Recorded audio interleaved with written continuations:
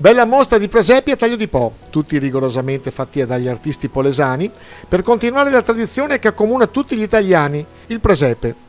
Ai nostri microfoni Veronica Pasetto, assessore alla cultura del comune di Taglio di Po, e padre Damiano, parroco della parrocchia tagliolese.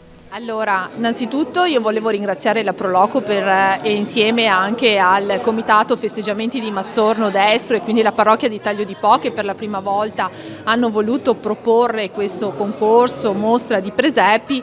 Insomma, il presepe fa parte della nostra tradizione, che sicuramente ha un risvolto religioso, ma riguarda anche quello che fa parte della nostra cultura poi diventata. Per cui sicuramente un bilancio positivo, abbiamo iniziato questa nuova esperienza, io spero che possa crescere con gli anni e soprattutto che possa coinvolgere non solo gli adulti di Taglio di Po, ma soprattutto i bambini che sono, diciamo, coloro che vivono il periodo di Natale in maniera forse più genuina e più spontanea.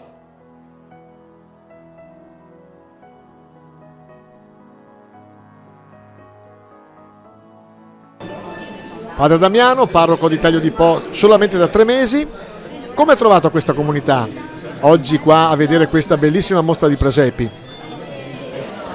Questi primi 3 mesi sono stati chiaramente un tempo per capire, per conoscersi, per vedere, per imparare, per prendere le misure. Mi sembra che tutto sommato assieme a Don Giuseppe e a Don Stefanio stiamo cercando di entrare nei tempi, nei ritmi, anche nella cultura locale, quindi proseguendo ciò che i frati hanno fatto in questi anni e cercando di metterci chiaramente anche un po' del nostro. Mi sembra che tutto sommato l'esperienza sia buona e sia da parte nostra che da parte del popolo di Taglio di Po e di Mazzorno Destro ci sia una buona soddisfazione.